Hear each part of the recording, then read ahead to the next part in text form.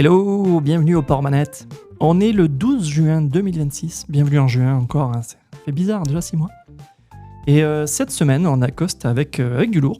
On a les 3 grosses conférences de l'été qui sont arrivées d'un coup dans la semaine. C'est-à-dire le Summer Game Fest vendredi dernier, le Xbox Game Showcase dimanche et Nintendo Direct mardi. Et on va parler de tout ça avec Alexis aujourd'hui. Hello Alexis. Salut Josian. Comment ça va Alexis? Ça va bien et toi? Ça va très très bien.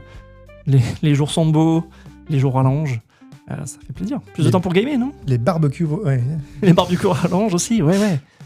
Alors, donc le programme en détail, ce qu'on va aborder pendant cet épisode, Alexis, avec toi. On va parler de Capcom et Square qui ressortent leur classique. On va parler de Xbox qui fête ses 25 ans. Et on va parler de Nintendo qui ramène Ocarina of Time. Voilà. Tout ça, c'était sur 3 shows, 3 ambiances. Voilà, de quoi remplir le calendrier 2027 et aussi le calendrier fin de 2026. Alors, mais avant de lever l'encre, rituel habituel, le qui joue à quoi, j'ai continué, moi, de mon côté, j'ai continué 007 First Light.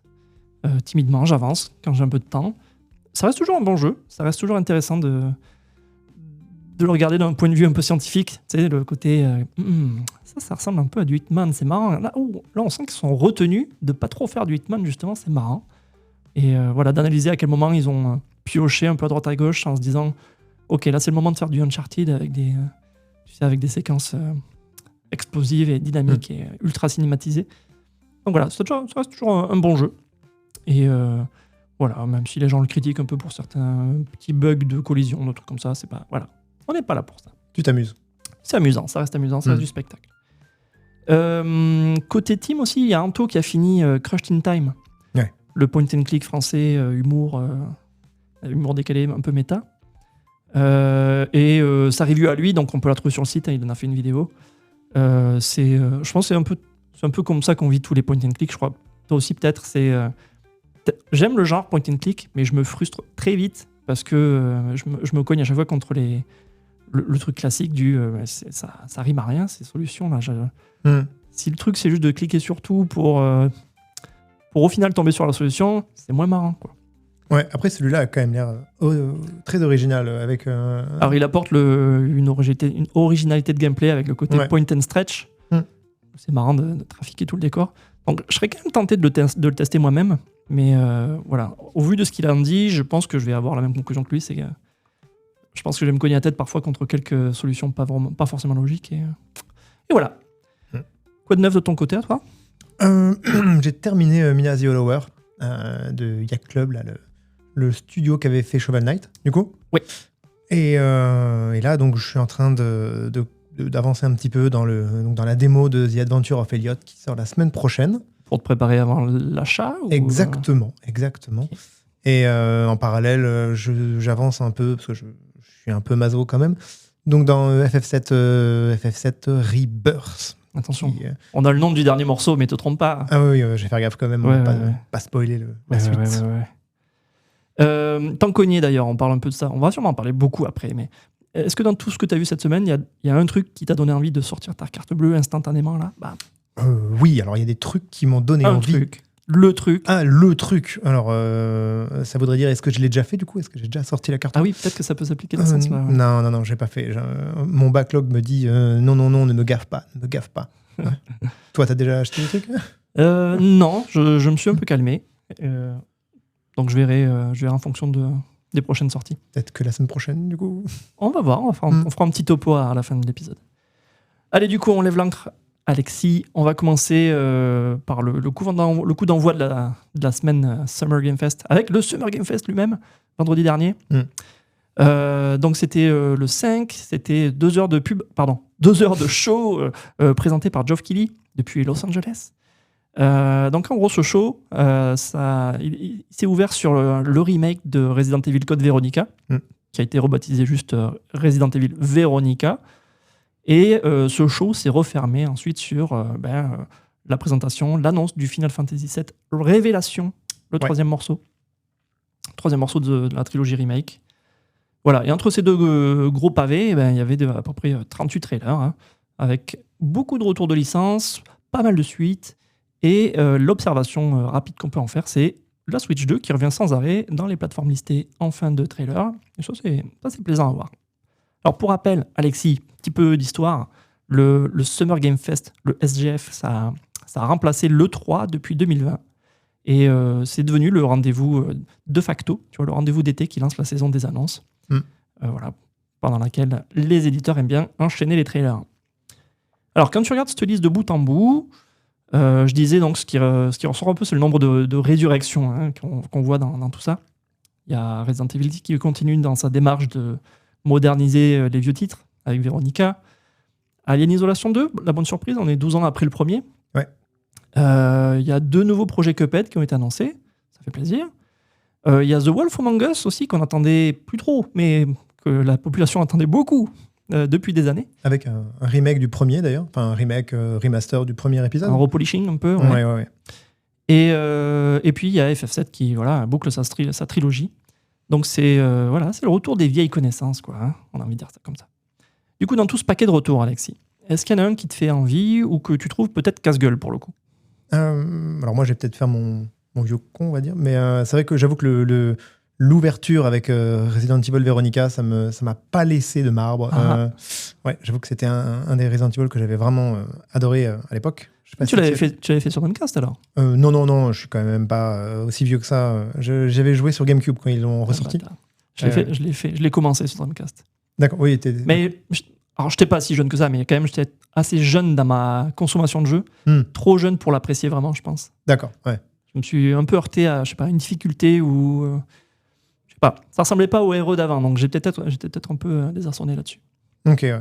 Mais j'avoue que bon, on était un petit peu spoilé par toutes les rumeurs, tous les trucs comme ça. Mais pour le coup, j'avoue que ça me donne bien envie. Après, c'est pas le seul jeu qui me donne envie, hein, clairement. Mais celui-là, ouais, je pense que je vais pas attendre longtemps. Et des projets casse-gueule ? Non, peut-être pas trop. Alors, c'est peut-être pas les projets casse-gueule, c'est plutôt l'accumulation de sorties au mois de septembre. Je me dis clairement qu'il y en a qui vont se péter la gueule, même si alors, bon, tous ne visent pas le même public. Pour l'instant, il n'y a pas encore eu de désistement public, je crois. Hein. Il y en a eu un. Qui a annoncé hier, je crois qu'ils décalaient leur date de sortie. À novembre. À novembre, ouais, au 16 novembre. C'est ça. Non, mais il y en a eu un, je crois. Ils ont dit qu'ils décalaient. Parce que du coup, je crois qu'ils sortaient en même temps que Wolverine et tout ça. Ouais. Donc, un exercice quand même assez périlleux, oui. Ouais. Dans le tas, il y a un jeu dont on parle peut-être pas assez, selon moi, hein, parce que voilà, je l'ai un peu dans mon cœur, celui-là, dans mon cœur. C'est le Gen Atlas, le nouveau jeu de Fumito Ueda. Donc, c'est le type qui est derrière les jeux légendaires comme Ico, Shadow of the Colossus, The Last Guardian. Bon, le type qui est derrière, il y a forcément une équipe avec lui, mais c'est le créatif qu'on associe généralement à ces jeux. Et donc, son truc là, Gen Atlas, ça sort en exclu Epic Game Store sur PC, donc pas de version Steam annoncée. Alors, pour un jeu d'auteur, entre guillemets auteur, hein, bon, pour un jeu comme ça, c'est un choix, à mon avis, qui va peser sur sa visibilité au final.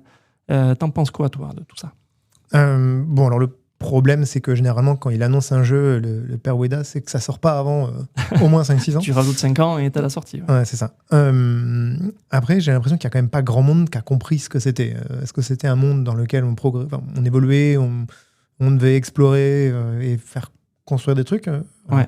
J'ai quand même, ça m'a fait quand même penser un petit peu à du No Man's Sky, des trucs comme ça.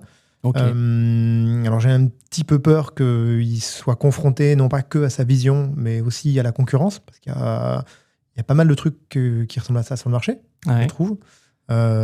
C'est pas comme ce qu'il a pu faire avec Shadow of the Colossus ou Ico, là, où c'était vraiment très, très intime, très poignant, très particulier. C'est des jeux où tu peux facilement injecter du personnel dedans, de l'émotion, et tout ça. Là, on ne sait pas. Ouais. On sait pas encore. Effectivement, les images sont plus énigmatiques qu'autre chose. Et on ne sait pas trop dans le genre de jeu dans lequel on s'inscrit, en fait. Ouais. Yes. Je t'ai collé, Alexis, là, sous le nez, la liste de toutes les annonces du SGF du vendredi dernier. Qu'est-ce qui remonte à la surface pour toi ? Alors, moi, il y en a beaucoup, quand même. Je vais peut-être pas toutes les faire. Tu peux te lâcher, vas-y. Bon, le Veronica, forcément. Ça, je pense que pour le coup, il va y passer. Ouais. Cuphead. Alors, il y a 2 studios. Alors, lequel ? Il y a 2 projets. Alors, autant, du coup, il y a la suite de Cuphead et il y a le D-Mec, on va dire. Pas le D-Mec, mais c'est vraiment un petit une sorte de pseudo-projet en mode 8 bits qu'ils vont refaire. Qui sort d'ailleurs pour de vrai sur une cartouche Mega Drive, si tu veux. Ouais, apparemment. Master System. Ouais. Donc, non. Et puis, ils vont vraiment faire avec les vraies contraintes de l'époque. Ouais. Donc, franchement, les deux jeux me bottent bien.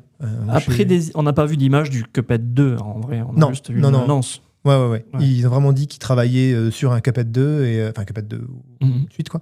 Et pour la partie aventure, ils ont montré quand même ils ont montré quelques trucs, mais c'était très léger. Oui, quelques scénettes où on voit graphiquement que c'est, comme tu dis, du D-Make, du gros 8 bits, pas beaucoup de couleurs. Mais non, franchement, ça me semble vraiment, vraiment top, quoi. Ouais. Alors, Alien Isolation, alors moi j'adore la licence avant, on va dire. Moi, Alien Isolation, j'avais vraiment l'impression d'être, je vais pas dire devant un film, mais en tout cas, c'était ce que représentait le mieux la licence Alien depuis fort longtemps. Alors, parce que ça respecte vraiment la licence. Ouais, c'est l'ambiance, la licence, le matériau, enfin tout, quoi. Vraiment, et une suite, pour le coup, c'est top, quoi. Franchement, je trouve que... On n'a pas de date encore sur celui-là, hein. C'est juste une annonce, là. Après, il y a pas mal de trucs, effectivement. Le Giant Atlas, il va falloir voir ce que ça va donner. Le Strangers Than Even, alors le nouveau jeu de RGG Studio, alors c'est pareil, j'attends de voir aussi ce que ça va donner. En plus, je suis pas très fan des guests qui sont... Alors justement, ça fait un peu de bad buzz autour des guests, justement, parce qu'ils ont eu la bonne idée, entre guillemets, d'y modéliser, d'utiliser l'apparence de Tupac, le mettre dans le jeu. Donc ça soulève des questions, des remarques et des gros sourcils qui se disent c'est un peu de mauvais goût quand même. Ouais. Et après, les gens ont un peu creusé, c'est que les responsables, les ayants droit de Tupac, c'est plus sa famille, c'est des businessmen. Donc voilà, il y a un petit côté... mauvais goût encore, là, le casting, là. Qu'est-ce que c'est ? Ouais. Donc, clairement, voilà, on va voir ce petit... Bon, n'empêche que un jeu, quand même, qui est fait par les mecs de Yakuza, il faut quand même voir ce que ça va donner, surtout quand ça change d'ambiance, comme ça. Par défaut, ça tombe dans les radars, forcément. Voilà, ouais. Après, il y a des trucs, le Black Flag, ça, forcément, je pense qu'on va y... Je vais pas dire qu'on va y passer, mais on va en entendre parler, je pense. Ouais. Il y avait le Tortue Ninja, The Last Ronin, fait par les mecs de Platinum Games. Oui, Last Ronin. Ouais, pardon. Je pense que ça peut être très intéressant. Déjà, d'un point de vue, le matériau adapté. Ouais, le lore du... Ouais. C'est tiré d'une BD qui est assez iconique et appréciée des gens du genre. Parce qu'en gros, ça parle d'un futur lointain où toutes les tortues sont mortes, sauf une. Là, c'est Raffaello. Et du coup, ça raconte une histoire un peu sombre de vengeance. Voilà. Rien que ça, ça fait des frissons. Ouais. Et puis Platinum Game derrière. Platinum, ouais. Bon, après, les leads Platinum qui étaient dans notre cœur sont plus là depuis longtemps. Oui, ils sont partis faire d'autres projets. Et on espère qu'il y aura des nouvelles, Okami notamment. Ouais. Donc c'est pour ça, Platinum, c'est plus non plus le Platinum d'avant, mais ça claque quand même encore un petit peu. Ouais. On a eu des nouvelles de Control Resonant aussi, qui est un des gros morceaux du mois de septembre. Ouais. On a vu quoi ? On a vu plus de gameplay ? Ouais, du gameplay. De toute façon, on a vu du gameplay de Control Resonant un peu partout, je crois. À chaque conf, il a eu le droit. Donc c'est pareil, je pense qu'ils misent beaucoup dessus. En fait, Remedy, c'est un peu un de leurs une de leurs grosses cartouches. Puis ils attendent beaucoup de retours dessus, je pense, même en termes financiers. Guild Wars 3. Alors moi, autant je m'entends pas un petit peu, mais autant je pense que c'est un gros morceau de savoir que ça arrive quand même... déjà, c'est un nouveau Guild Wars. Alors voilà, déjà, j'avais un peu zappé qu'on était déjà à sortir en 3. Ouais.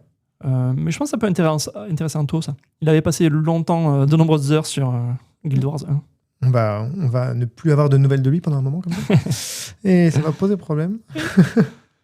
Après, il y a pas mal d'autres jeux, en fait. C'est vrai que Galactic Racer, moi, je te le mets, là. Ouais, le Galactic Racer, ça peut être pas mal. C'est fait par les mecs de Burnout, il me semble. Ouais, des anciens, ouais.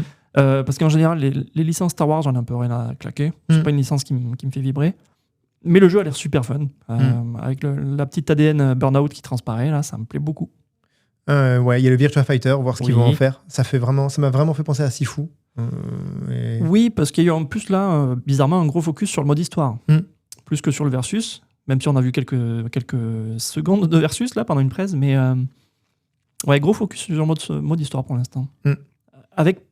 Avec pour l'instant que des nouveaux persos, sauf là on a vu Pai-chan, là, donc c'est un perso récurrent de VF. Ouais. Et on attend de voir où est Akira.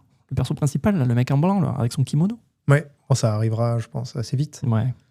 Bon, après, il y a pas mal de jeux, on va peut-être pas tous les faire, mais après, il y a le Monster Hunter Wilds qui va arriver l'année prochaine. Du coup, c'est une extension. Et du coup... Alors oui, c'est une extension. Ouais. Et par contre, ils n'ont pas parlé de la Switch 2 à ce moment-là, si? Alors, ils n'ont pas parlé de la Switch 2, mais ils ont annoncé dans la foulée de la conf que la version Switch 2 était bien prévue pour le jeu. Donc bon, il y a de grandes chances que le jeu sorte... que la version Switch 2 sorte en même temps que l'extension. Ouais. Ou peu de temps après, quoi. Ouais. Je te mets aussi Clutch sous le nez. Tu vois ce que c'est, ça? Ouais. Un jeu de course scénarisé fait par d'anciens de chez Forza Horizon. On a vu du gameplay là récemment où super propre, franchement, pour un nouveau studio. Ok, ils ont un énorme pédigré, mais quand même arriver de partir de rien et avoir un résultat comme ça, ouais, pas mal. Avec des mécaniques de jeu un peu bizarroïdes, comme tu as un grappin qui permet de faire des virages serrés. On va voir ce que ça donne au final, mais c'est marrant. Et voilà, ouais. Il y a The Wolf Among Us, on en parlait aussi, du coup, là, un remaster suite. Donc pareil, ça va sortir partout. Et puis voilà, après ça conclut sur FF7, quoi. Puis il y a Stellar Blade aussi, quand même. Alors le nouveau projet Stellar Blade, pareil, ça aussi, ça fait parler un peu. Il fait parler, ouais. Ça fait parler, parce que déjà, le premier avait fait parler d'un point de vue over-sexualisation de son héroïne. Ça s'est tassé parce que, à part ça, il n'y avait rien d'autre de problématique, on va dire. Dans celui-là, voilà, ça fait encore plus jaser parce que on dirait que la nana, elle a 12 ans.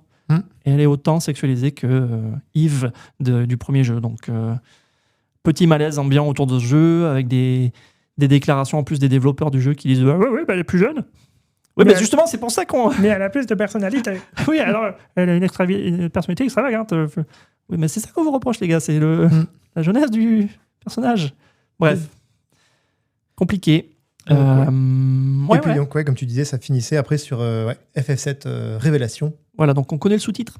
Voilà. Révélation. Il y a un autre jeu qui était machin truc Révélation dans une conf. Ça te dit quelque chose, ça? Révélation. Ctrl F, c'était Doom. Doom, ah oui. Doom The Dark Age, Révélation. Tu spoil, tu révélationnes trop de choses. Pardon. On va y arriver. On va y arriver justement parce qu'on va sauter chez Xbox. C'était quelques jours après. C'était dimanche, ouais.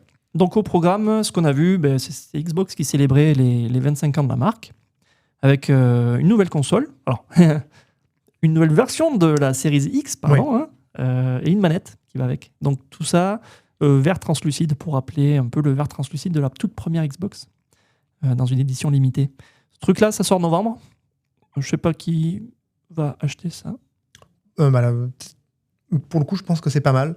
Parce elle va pas être moins chère que... Non, mais je pense qu'elle va tomber pile poil dans les moments où les gens vont se dire moi, je veux ma PS5 en même temps que GTA. Ah bah, il n'y en a plus. Je vais prendre la Xbox verte. Je vais prendre la Xbox verte, alors. Ouais, et côté jeu, donc on a vu du gameplay de Gears of War E-Day. Bonne idée. On a vu de nouvelles images de Fable avec... ils ont foutu une autre actrice dans le jeu. Hayley Atwell, qui est connue pour sa participation au projet de Marvel et Mission Impossible. Bref, on a du Fable. On a vu du Halo Campaign Evolved et on a vu du Persona 6 en teaser et Clockwork Revolution qui fait aussi parler. Une espèce de RPG, voilà. Voilà, une longue liste de jeux dispo dès le premier jour dans le Game Pass. C'était leur même à eux un petit peu. Ouais, c'était tout le temps Game Pass, quoi. Ouais.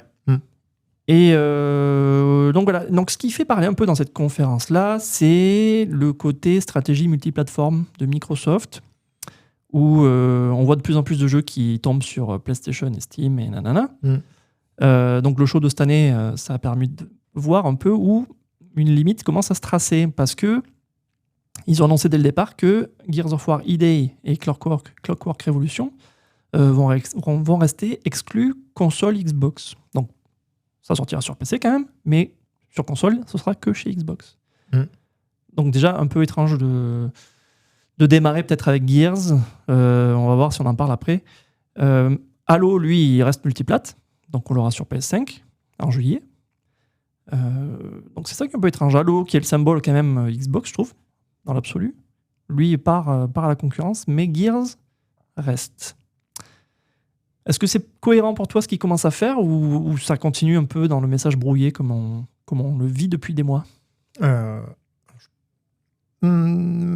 pense qu'il ne faut pas oublier qu'il y a eu Starfield qui était un petit peu similaire, à mon avis. Ouais. Où Starfield était un petit peu l'exclu qui était Xbox only et qui, quelques mois après, s'est retrouvé en mode pouf, comme par magie, chez la concurrence. Et ça, c'était quand ils ont commencé vraiment à vraiment faire du multiplat, comme on en parle là. Ouais. Je pense pour le coup qu'on n'est pas à l'abri en fait, de voir débarquer Gears of War ou un autre sur les autres machines. Alors, il y en a déjà eu un, Gears 3, je crois, le remake du 3, un truc comme ça.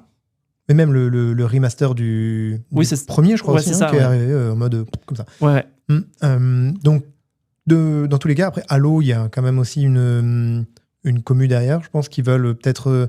ils vont peut-être faire quelques choix pour peut-être jauger aussi, voir un petit peu comment ça va se passer, peut-être vendre des machines, voir... Alors, ce qui est compliqué... Alors, justement, par rapport au fait que je disais message brouillé ou pas, l'épisode qui résume un peu bien cette situation, c'est par rapport à Gears, justement. Donc, Gears repasse en exclu console Xbox. Ça a été annoncé pendant le showcase. Il y avait des leaks juste avant qui avaient l'air de dire que ça allait arriver, mais que c'était une décision un peu de dernière minute. Dans les communications d'Xbox, ils disaient non, ça fait des mois qu'on pense à ça, c'est réfléchi. Sauf que il y a un podcast officiel de Microsoft qui a laissé voir le logo PS5 à la fin du trailer. Ils étaient peut-être pas au courant ou ils sont chiés dans la com, je sais pas. Donc ils l'ont retiré discrètement, quoi. Et à chaque fois, quand la presse pose des questions à la direction Xbox, la réponse c'est non, c'est décidé depuis longtemps. Donc soit c'est la com interne qui est pétée et ça reste du Microsoft, soit c'est la strat, elle bouge tellement vite que c'est ce qu'on constate, quoi. On est témoin de ça là, maintenant. Là.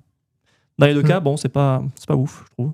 Ouais, mais à mon avis, c'est simplement que le jeu va arriver, mais il se laisse simplement un peu de temps pour...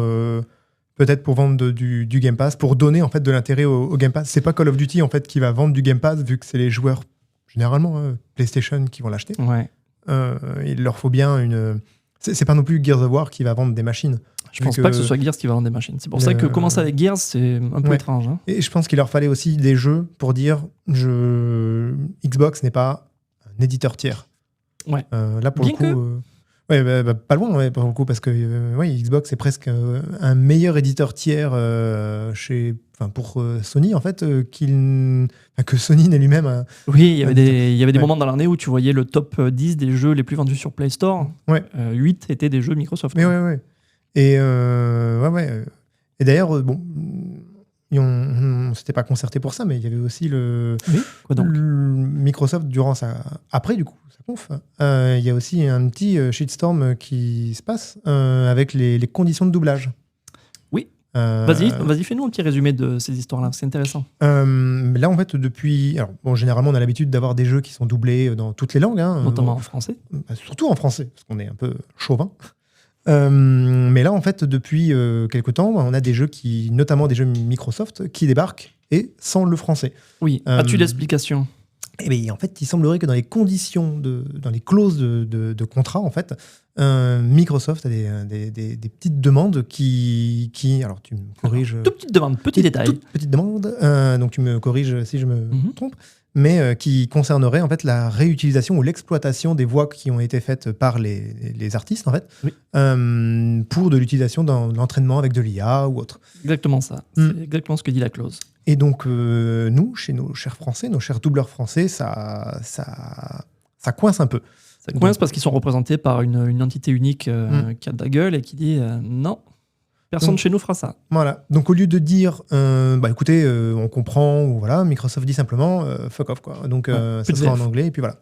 Ouais. Donc, déjà, d'un côté, je trouve que ça la fout un peu mal parce que déjà, c'est un petit côté un petit peu arrogant, et puis surtout, ça en dit long sur la vision un peu, j'ai envie de dire, artistique de la chose. Et il y a un petit follow-up à ça, c'est qu'il y a dans les médias qui ont été diffusés concernant Gears, le Halo, il y a des médias en français qui ont diffusé, et apparemment les voix VF de ce Halo refait, c'est plus les voix VF du Halo précédent, et ce serait peut-être des voix IA justement, qui prononcent bizarrement certains mots-clés du lore Halo, comme Covenant, qu'on entendait bien dans le jeu Covenant.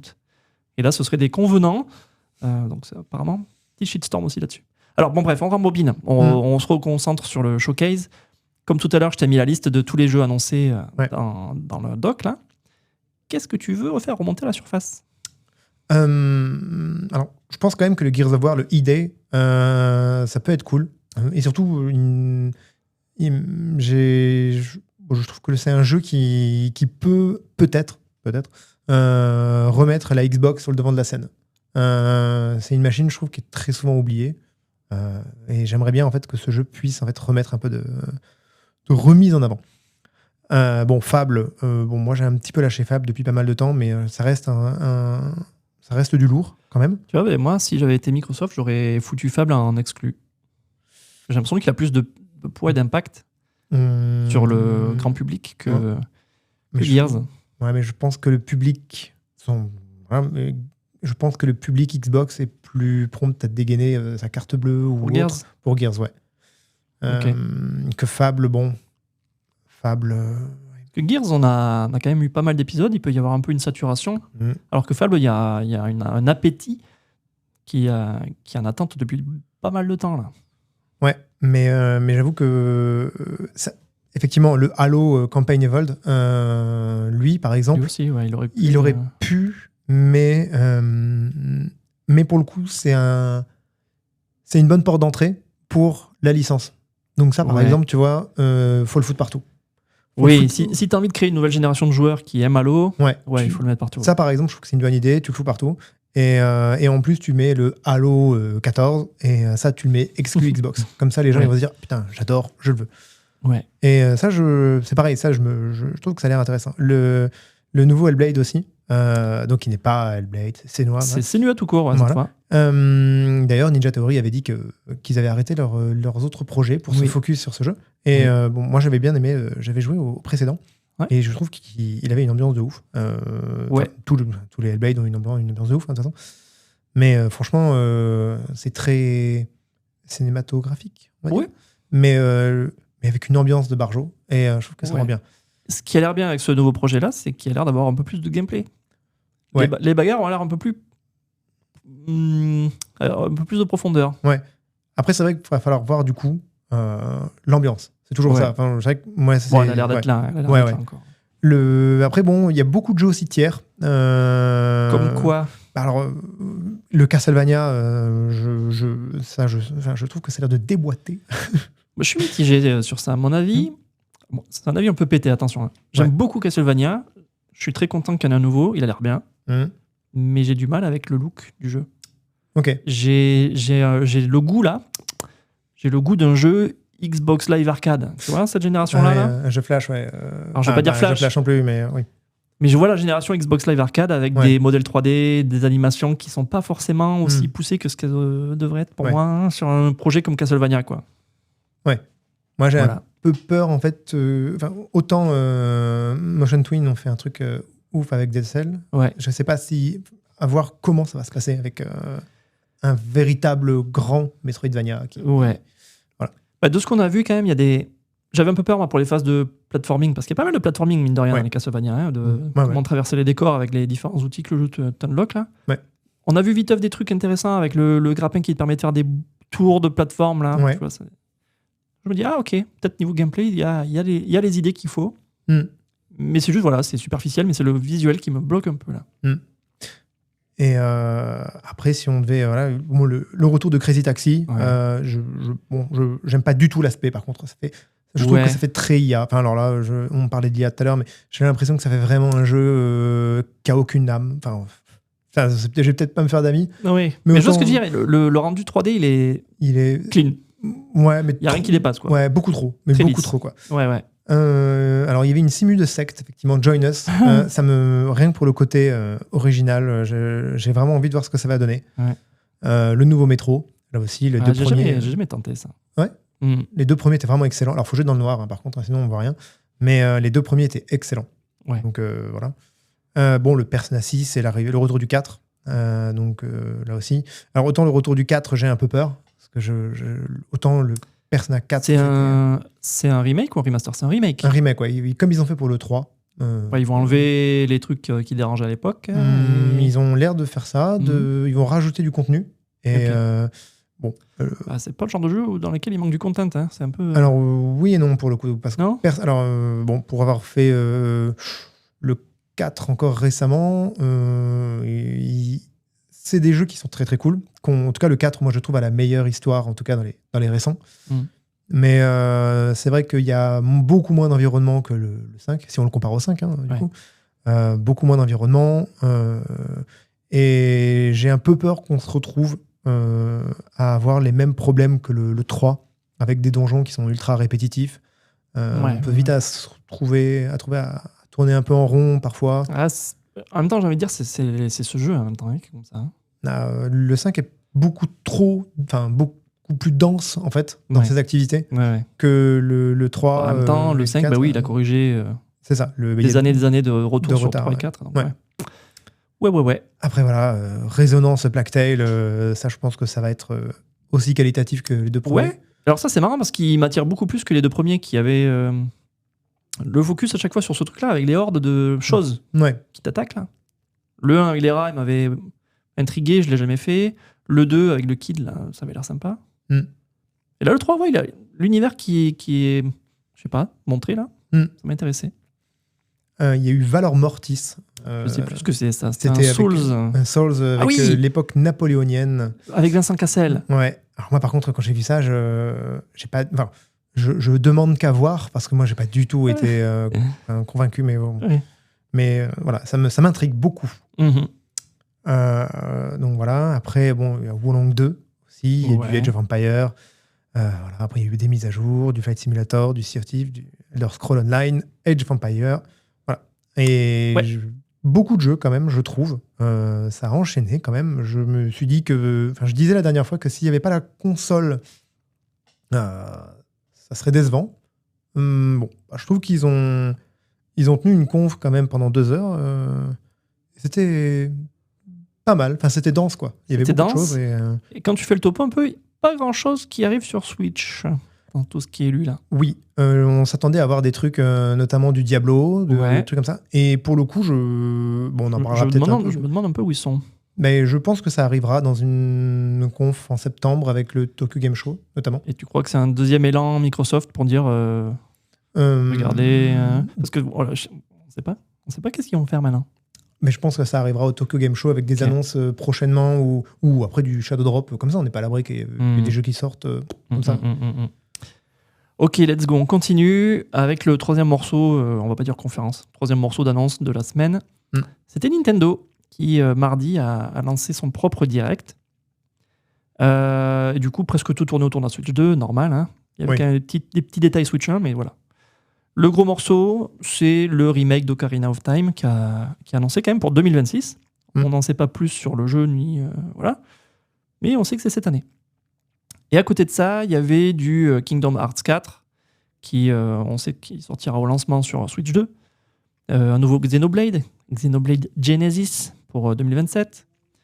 On a repris un petit coup de com' sur Star Fox qui sort en juin. Avec une démo d'ailleurs. Une démo, pas mal de gameplay après pendant le Treehouse. Ouais. On a une date pour Fire Emblem, on n'en avait pas encore jusqu'à présent, donc on l'a. C'est en septembre. Et l'autre truc dont on peut parler, c'est le test réseau pour The Dusk Bloods. Tu sais, c'est le jeu multi de From. On n'en sait pas plus, d'ailleurs. Toujours pas. On a vu un gros plan sur un rat. Mais oui. Alors bon, voilà. Donc on est dans... On a conclu en gros la première année de la Switch 2, en juin, là. Donc c'était un moment pour que Nintendo nous montre un peu qu'est-ce qu'ils ont en tête pour l'année 2. On n'a pas eu beaucoup de trucs non plus pour 2027, ils sont plus concentrés sur la fin d'année. C'est ce qu'ils avaient dit après, de toute façon. Ouais. Ils ont dit, en même temps, c'est logique. Ils contrôlent bien leur marketing, je pense, pour garder les joueurs focus pendant sur les quelques mois qui arrivent, pour pas qu'on ait des envies de garder notre argent pour d'autres choses en 2027, quoi. Et donc les rumeurs étaient vraies, Alexis. Il y a bien un remake d'Ocarina of Time qui arrive en 2026. Donc c'est le jeu qu'une bonne partie des gens de notre génération à nous citent en premier quand on parle de Zelda. Même si, j'avoue, je ne l'ai pas fait. C'est vrai ? Ouais, c'est l'occasion pour moi d'y aller.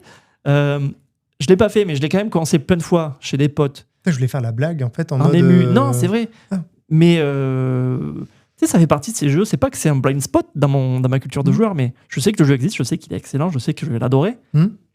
Mais j'avais d'autres choses à foutre, quoi, je sais pas. Après, tu vas peut-être rester habité dans la forêt, du coup, après, j'en sais pas. Peut-être. Bon, voilà. Le voir arriver sur Switch 2, c'est le genre d'annonce qui fait réagir tout le monde, quoi. Oui, surtout qu'on n'a rien vu en plus. On n'a rien vu, on a juste vu un petit Link, pas Zelda, attention, petit Link qui dort, avec une Triforce qui s'allume dans la main. Oui. Bon, d'ailleurs, ça c'est complètement con. Alors, selon toi, Alexis, est-ce que c'est Nintendo qui rejoue juste une valeur sûre, là, au lieu de prendre un risque ? Ou c'est un risque ? Alors non, non, en vrai, aujourd'hui, faire un remake d'un jeu comme ça, il y aura...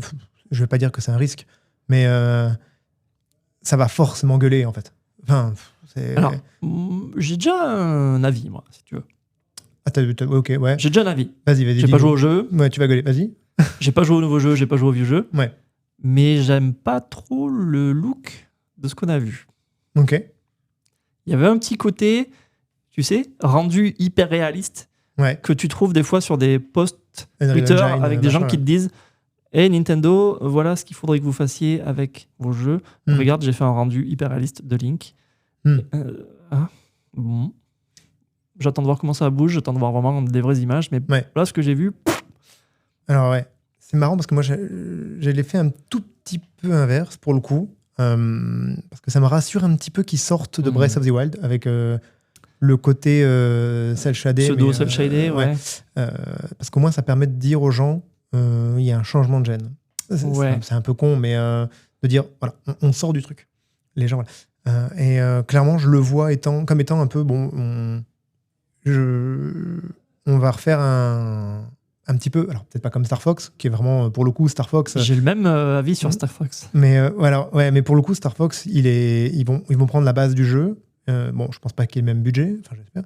Mais Star Fox, ils vont prendre le jeu, ils vont changer la technique, et ça va être une sorte de démotech, en fait, Star Fox, en disant, voilà, regardez ce qu'on peut faire. Pour ce Zelda-là, il y aura le même principe en disant, regardez ce que la console peut faire. Mais bon, Star Fox, après, il y a Star Fox, ils n'ont pas trop changé le reste. Que là, ce Zelda, ils vont, je pense, changer tout le reste quand même. C'est pas, Alexis. Mais voilà. C'était souhait, là. Question, moi, je continue. Donc, c'est Ocarina of Time. Oui. La suite. Peut-être. La suite d'Ocarina of Time, c'est quoi le masque. C'est Majora's Mask. Majora's Mask, oui. Est-ce qu'il arrive dans la foulée ? Alors, moi, déjà, déjà il nous faut qu'ils... J'espère déjà, en tout cas, qu'ils vont nous mettre, en plus d'Ocarina of Time, qu'ils vont nous mettre tout ce qu'ils ont pu nous pondre à côté. C'est-à-dire le contenu, déjà Master Quest et tout, avec les donjons plus difficiles quand même. Ouais. Bon, sauf s'ils les retravaillent, mais bon, ça, je pense que s'ils touchent justement aux donjons, ils vont se faire péter la tronche. Tu vois qu'ils vont même pas toucher au donjon aquatique, là ? Celui qui fait péter un câble à tout le monde ? Alors, faut savoir que du coup, parce que Ocarina of Time est très proche de Star Fox. C'est-à-dire que Star Fox, il est sorti sur 3DS, déjà.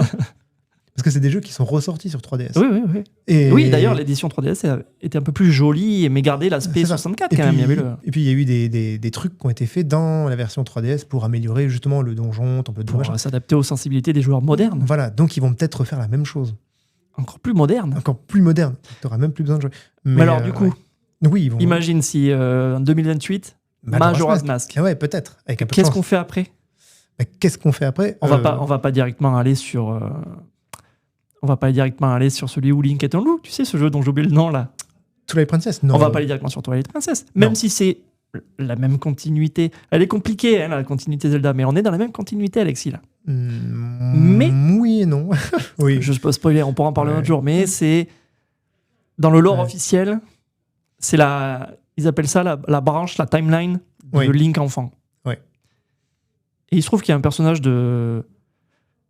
Redis-moi le nom du jeu que tu viens de me mentionner là. De quel ? Twilight Princess ? Il y a un personnage dans Twilight Princess, assez important, qui a été révélé comme étant être le Link enfant. Oui. Voilà, bref. Mais il y a une tranche du coup d'histoire là qui manque, bien avant Twilight Princess, bien après Majora's Mask. Est-ce qu'ils vont en faire un 3 nouveau ? Tu vois, est-ce que on va avoir un nouvel élément à ajouter à cette trilogie ? Tu vois, est-ce que ce sera une trilogie ? Ouais, je sais pas. Moi, je le vois arriver. Je sais pas. Nouvelle équipe, nouveau moteur, on fait Ocarina, on fait Majora, et on en fait un troisième tout neuf qui se met avant Twilight Princess. Techniquement, dans mes souvenirs, il y a quand même 3 timelines qui se font. Et soit Link qui devient Link enfant, il revient dans son monde. Et, ça c'est l'officiel. Et après, il part dans la forêt et normalement, il part celui qui part dans Karena, c'est celui de Majora. Ouais. Et à la fin de Majora, bref, il y a une histoire avec Ganondorf là qui est. Ouais. Et après, normalement, il meurt en fait dans Majora à la toute fin. Et on sait pas ça. Ouais. Bref. Bref, on divague. Moi, je pense qu'ils vont en faire 2 et on va en avoir un troisième tout neuf qui va se mettre après. Ouais, je pense qu'ils veulent rebooter cette continuité là, tu vois. Ouais, je les verrai pas en fait justement en faire 2 d'affilée. Ah si, il y a une opportunité de rater. C'est clairement la suite. C'est la suite. Il faut la suite. Ouais. Mais bon, après, je les verrais bien le faire lui, mais après peut-être... Enfin, en vrai. Ouais. Mais ouais. Ok, bon, continuons alors. Dans les autres trucs qu'on mentionnait, on parlait aussi du test réseau de Dusk Bloods, qui va nous permettre sans doute de clarifier qu'est-ce que c'est que ce projet au final. Ouais. Parce qu'on sait que c'est un From Software multijoueur, 8 joueurs, exclu Switch 2. Ouais. Sur papier, ça fait poser des questions. Ouais. Mais j'ai encore plus de mal à imaginer à quoi ça ressemble quand on y joue. Déjà à quoi ressemble le jeu. Déjà à quoi ressemble un jeu. Et donc voilà, le test fermé arrive cet été et on va pouvoir en parler un peu plus. Alexis, donc un From multijoueur, exclu Switch 2, ça t'attire ou... Oui, déjà un From, oui. Multijoueur, attention le mot-clé. Alors, normalement, c'est ils ont dit quoi? PVP, PVP, PVE. Il y a le aussi à la fin. Il y en a un tout petit à la fin. Ouais. Il me semble qu'ils avaient communiqué en disant qu'ils ne voulaient pas que le jeu soit uniquement orienté PVP, VE. Ils voulaient quand même que le jeu soit aussi totalement jouable et appréciable par les gens qui n'ont pas d'amis. Moi. Donc bon, il me tarde aussi de voir ce que ça va donner. Après, il me tarde aussi de voir comment ça va donner déjà. Les perfs. Ah ouais, à quoi ça va. Comment la gueule du jeu déjà. Parce qu'on sait qu'il y a Elden Ring déjà qui arrive à la fin août. Ça, ils ont réussi à le finir, ça y est, leur jeu là. Alors, en tout cas, il a une date. Ok. Ils l'ont peut-être pas fini, il est peut-être pas voilà. Mais est-ce que on l'a pas eu la date là pendant ce direct, on la connaît d'avant. 2000. Non, oui, ils ont dit. Ils l'ont pas dit là. Ils ont dit que c'était 2026. Dans les plannings, c'est 2026 pour. Mais on sait pas. Si, on sait que c'est l'été. 16 novembre. Hein? De quoi? Non, le. La blague à chaque fois qui revient. Non, Enfin, c'est bien 16 novembre, j'étais. C'est 16, 19. Ouais, je sais plus. Bon. De toute façon, c'est tout le mois de novembre qui est mort. Alors. Oui, voilà. Non, c'est durant l'été. Donc, du coup, ça peut commencer. De toute façon, ils ont redonné. Grosso modo, ils ont dit qu'il y aurait un direct même pour Splatoon. Il y aurait un direct pour. Enfin, ils vont en reparler. Donc, on peut être sûr qu'ils vont communiquer plusieurs fois dans l'été pour plein de trucs. Donc, ils vont communiquer pour le test réseau de The Dusk Blood prochainement. Comme tout à l'heure, je t'ai mis la liste. Ouais. Qu'est-ce que tu veux faire remonter à la surface? Alors, je pense qu'il y a 2 trucs. Déjà, il y a... Enfin, 2 trucs. Oh, attends, je vais deviner. Attends. Tu vas me parler de... Attends, non. Il y a 2 trucs qu'il faut dissocier. Il y a encore une fois, il y a le premier truc, c'est les vrais jeux. Enfin, les vrais jeux. Oh là, tu vas me forcer à faire des edits dans le... Non. Qu'est-ce que tu veux dire? Excuse-toi tout de suite. Qu'est-ce que tu voulais dire? Non, les vrais jeux, les vraies nouveautés, en fait. Ah, ok. Donc les nouveautés, les annonces, les nouvelles choses. Voilà. Et il y a aussi quand même... Alors, il y a quoi de l'autre côté, alors? Et il y a des portages ou des trucs comme ça. Parce qu'effectivement, il y a pas mal de portages aussi qui arrivent. Parce que c'est vrai que ce direct était bien rempli, mais il était rempli de portages éditions. Par où on attaque le sujet? Parce qu'on peut, en fait... J'y réfléchissais longtemps, ça. Comment t'attaques un résumé du direct de Nintendo? Soit tu dis... Par exemple, je me mets dans mes chaussures à moi. Ouais. Joueur console depuis longtemps, j'ai la Play 5, la Switch 2, je l'ai eu à la sortie. Quand je regarde ce qui a été annoncé, je vois des jeux auxquels soit j'ai déjà joué sur Play 5, soit auxquels j'ai déjà joué sur mes consoles Nintendo précédentes. Bon, après, je sais que je suis pas une anomalie, mais je suis quand même un cas à part dans la cible du direct. Là, il s'adresse à des gens qui ont peut-être que la Switch 2, des nouveaux joueurs ou quoi. Il s'adresse à tout le monde. Et donc, il y en a pour tout le monde. Et du coup, je fais pas trop la fine bouche. Je me dis pas, ouais, je suis pas représenté, tu vois. Mais effectivement, il y a des rééditions de Kingdom Hearts. Ouais. Peut-être que c'est du déjà vu. Il y a du Xenoblade. Peut-être que c'est du déjà vu. Mais à chaque fois, voilà, reprends donc la main, je t'en prie, continue ton exposé. Mais c'est ça, c'est qu'il y a des trucs. Bon, on a parlé du Ocarina of Time. J'ai presque envie de dire que c'est pas une déception, mais pas à moitié. Parce que quand ils ont terminé la présentation le teaser, j'étais un peu en mode. Alors, ça a marché parce qu'on est tous en mode. On va en voir plus. Et ouais. Mais c'est quand même un peu, je trouve, maladroit d'un point de vue com. Ouais. Où t'as le banger de fin de show qui a été leak en plus. Voilà, en plus, oui. Pour moi, taper fort, c'est dire. C'est le montrer beaucoup et dire, et en plus, les gars, c'est cette année. Ouais. Alors là, l'effet sur le web aurait été complètement différent. Alors que là, on est tous en train de décortiquer la finesse des textures en se disant, c'est moche. Tu vois ? Surtout qu'on voit rien en fait. On voit que dalle et on sait qu'on voit rien. Voilà. On over-analyse la seule image qu'on a. Après, donc, on a des trucs qui sont hyper intéressants, je trouve. Déjà, c'est de montrer à quel point il y a 3 éditeurs du coup qui actent en fait totalement du coup leur soutien. Les mecs, c'est voilà. Il y a Capcom du coup. Leur stratégie à eux, elle est claire. Ouais, c'est donc du coup Capcom, ils ont annoncé du coup quand même que Onimusha allait arriver. C'est ça, il y a tout qui sort partout. Voilà, Onimusha, ils ont même annoncé Dragon's Dogma dans une version Dark Horizon. Donc, toutes les optimisations et tout vont aussi sortir sur les autres consoles.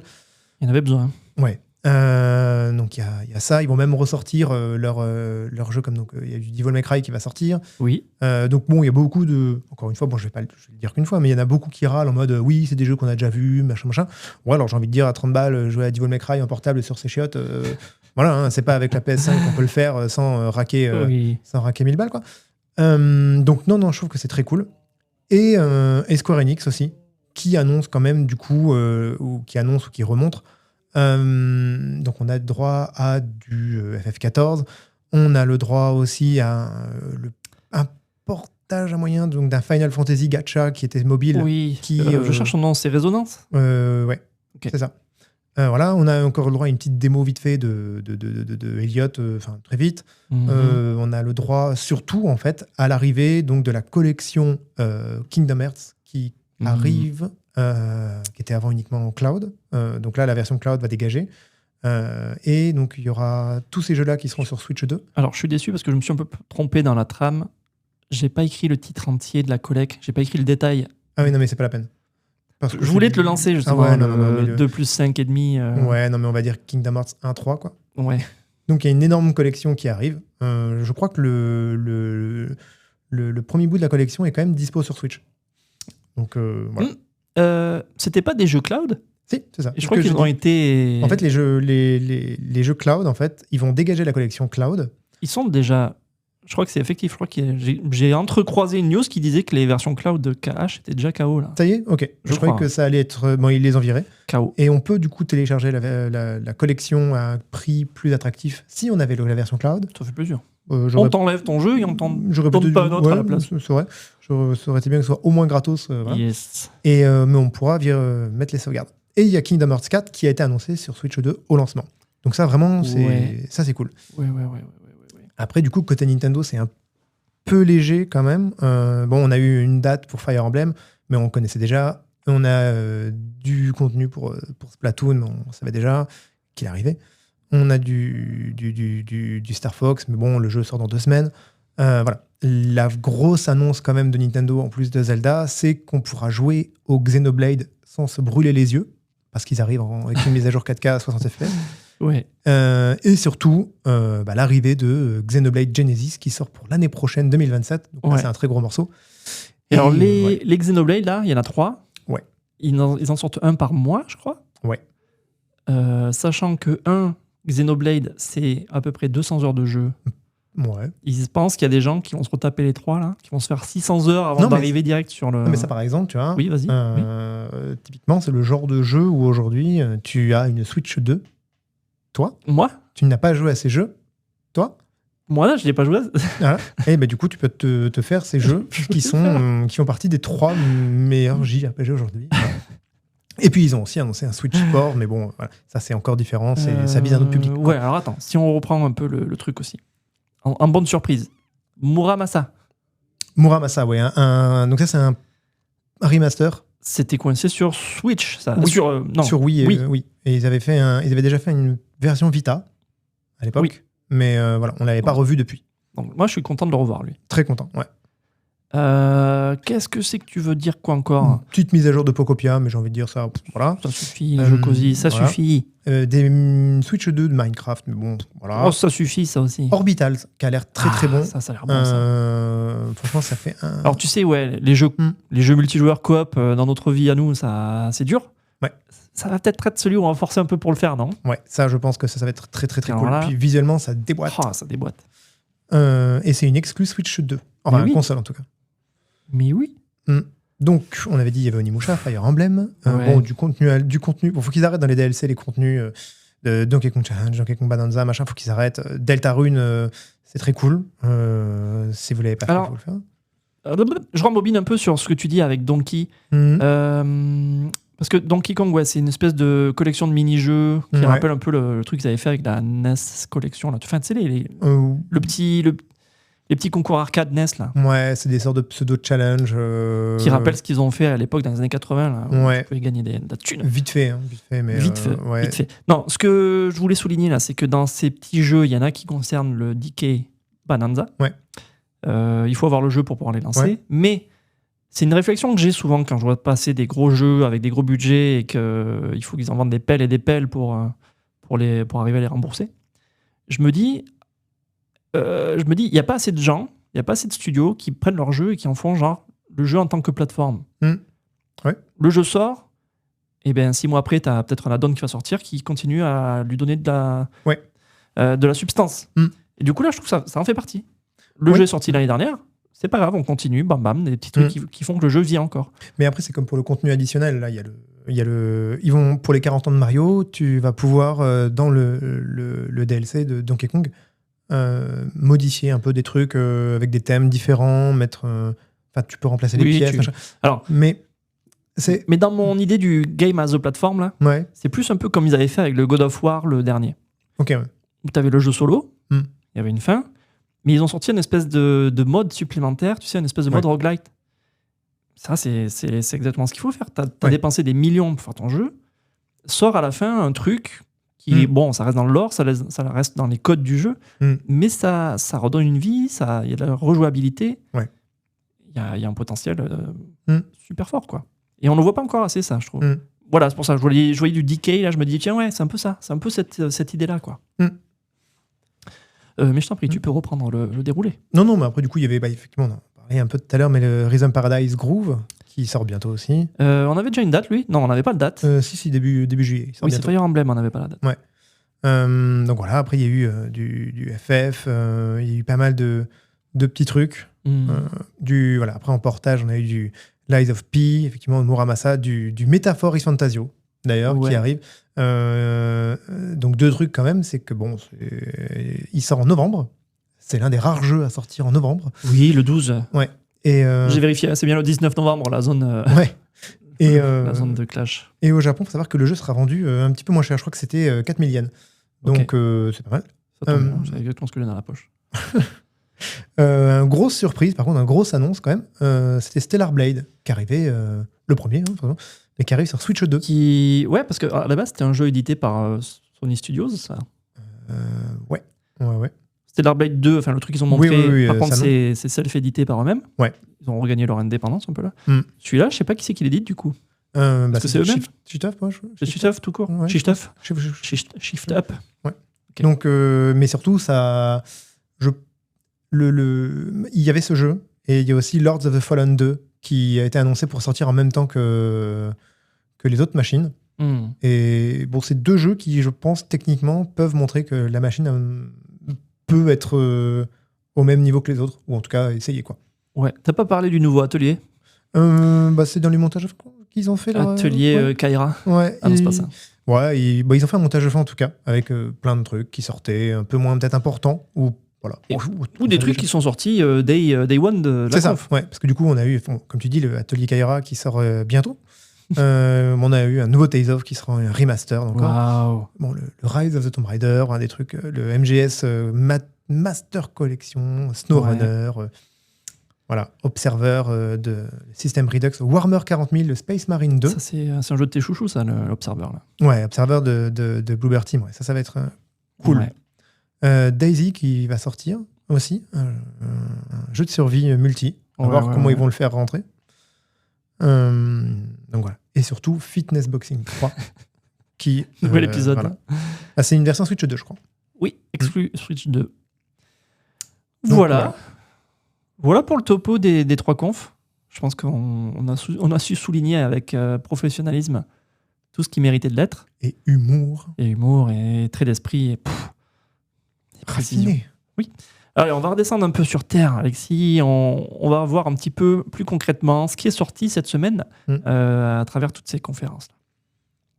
Alors, côté sortie, le seul vrai test pour moi cette semaine, c'est le Crushed in Time, comme dirait Anthony. Il a fini, il a reviewé. Mais à côté de ça, il y a une fournée de jeux qui débarque sur Switch 2 et on va les souligner aussi. Alors, donc Crushed in Time, on en a parlé au tout début, là, c'est le point and click. C'est Frenchy, c'est cool, c'est rigolo. C'est ça qui porte le jeu, on va dire. Hein, c'est l'ambiance et le visuel.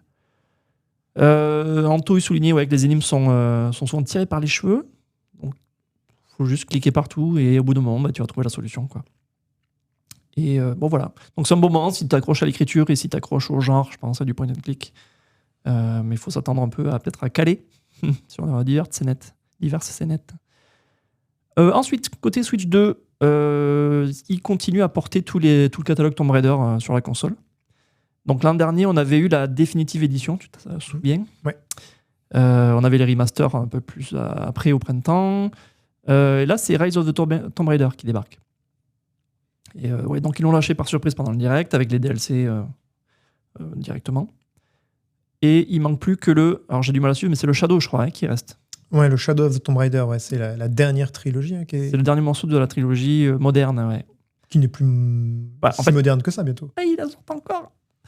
Mais bon, après ça, ils auront fini, ils pourront se reconcentrer sur les nouveaux là, qui arrivent. Ouais. D'ailleurs, le nouveau qui est annoncé, on parlait de Switch 2 là, mais le nouveau sort sur Switch 2. Enfin, en tout cas, le remake du tout premier. Oui, parce qu'il y a un autre nouveau après. Il y a encore un autre nouveau qui sort encore après. Ouais. C'est un peu chaud à suivre, là, les Lara Croft. Là. Bon, voilà, donc en fait, si tu as envie de te refaire toute la saga en portable, c'est possible maintenant. C'est cool. L'autre truc, dans un genre un peu pour daron, c'est SnowRunner. C'est typiquement un genre de jeu qu'on n'attend pas sur Switch et surtout qu'on n'entend pas beaucoup. C'est de la conduite de camion dans la boue, dans la neige. Le jeu, il est lent, il est lourd, il est extrêmement exigeant. C'est une niche particulière de jeu logistique. Mais c'est ça qui leur est intéressant. Je l'ai déjà lancé sur Play. C'est une espèce de... C'est de la sim, tu vois, je te dis, c'est un peu dur, quoi. Mais c'est contemplatif, c'est calme. Il n'y a pas vraiment de fail state. Tu peux... Ton camion est coincé, tu vas en chercher un autre, tu le tractes, tu l'accroches à un arbre, tu tires, il y a de la boue partout. C'est joli, la sim est sympa. Voilà. Et du coup, en portable, je me dis, ça peut changer un peu l'expérience, ça peut être marrant. Ensuite, un autre jeu. J'en avais parlé la dernière fois, je crois. 2AT. Tu sais, c'est le nouveau jeu de Keita Takahashi, le gars de Katamari Damacy.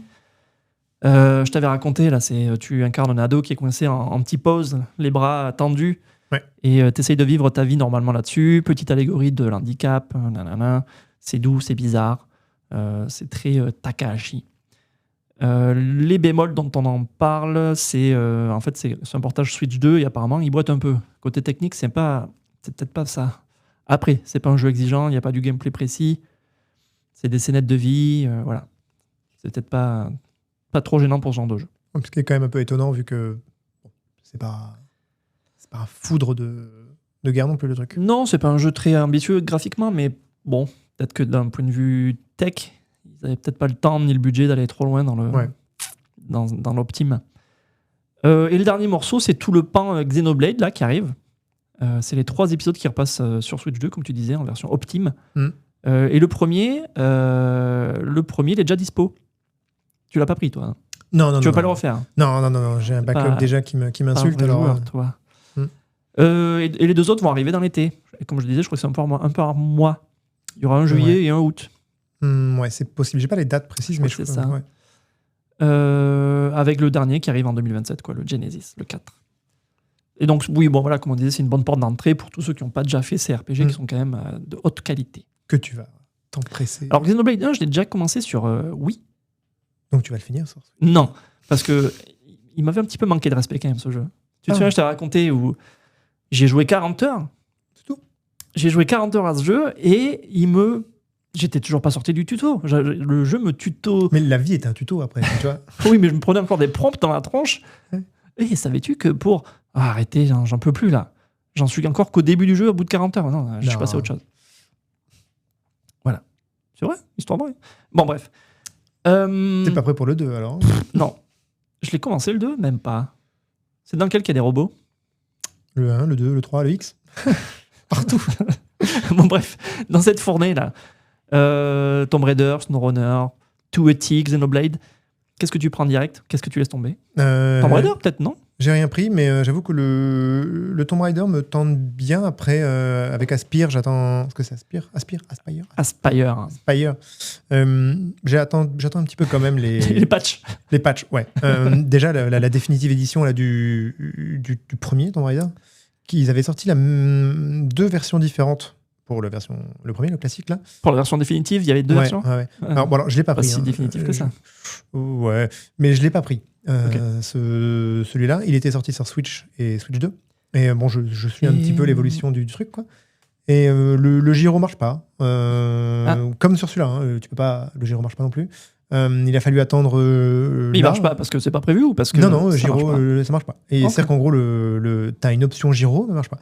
Il a fallu attendre pas mal de temps avant que la souris soit bien... il n'est pas une sensibilité complètement débile. Là, c'est bon. Donc voilà, la partie même, la physique des cheveux qu'on a eu... Le tressé fixe? Ouais, ils l'avaient pas. Donc ils l'ont mis que là, en fait. Ils l'ont mis dans la première version. Ils ont mis un petit... Voilà. Il y a pas mal de petits effets qui manquaient. Donc bon, voilà. Ouais. Vite, tiens, avant de parler des prochaines sorties, j'ai oublié de te poser la question là. Ouais. On a le 3e morceau de FF7 qui a été annoncé avec Révélation. Ouais.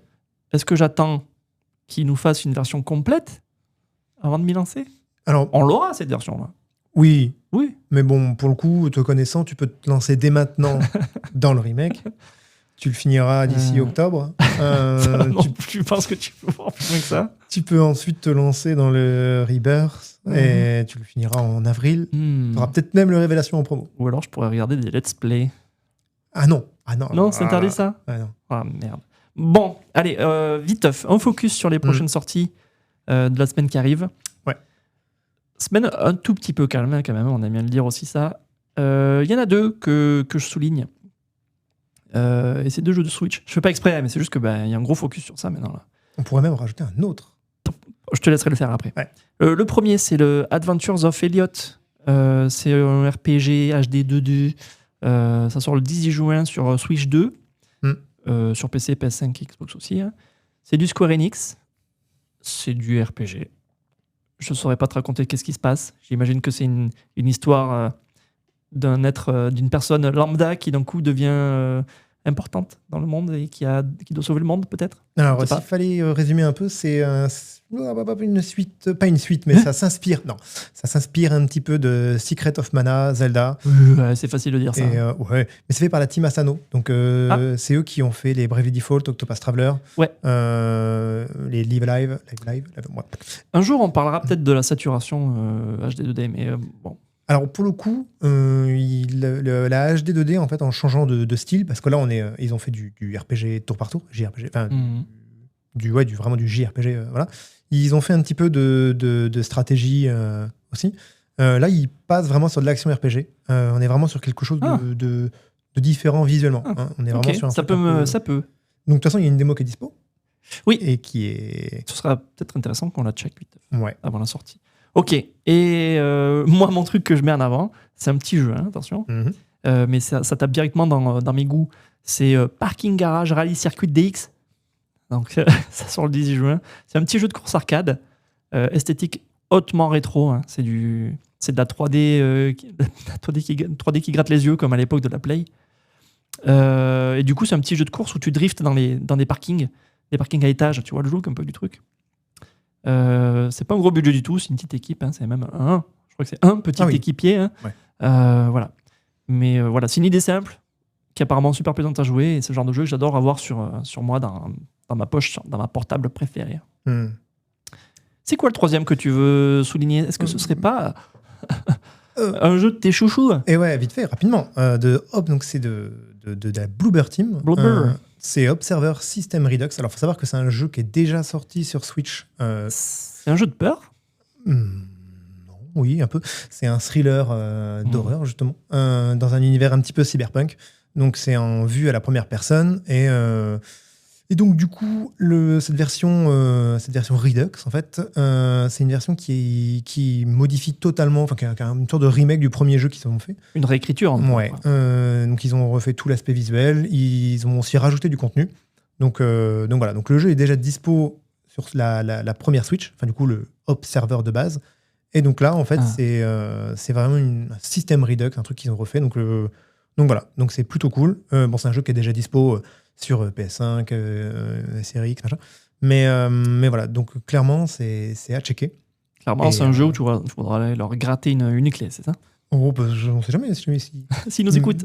mais non, clairement, du coup, c'est un studio qui fait pas mal de trucs et c'est hyper intéressant ce qu'ils font, je trouve. Ouais, cool. Eh bien, on garde ça sur le radar alors.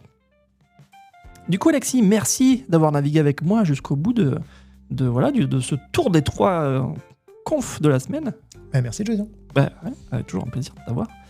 Et merci à vous de nous avoir suivis également. Si l'épisode vous a plu, le plus beau cadeau, c'est d'en parler autour de vous, c'est partager, faites une reco. Nous, ça nous aide à grandir et à faire des trucs encore plus sympas. Allez, on garde le cap. Et d'ici la prochaine fois, jouez bien. Bye bye. Dis pas au revoir. Salut. Bye bye. Je t'ai pas entendu dire au revoir. À bientôt. Là, je t'ai entendu. Là.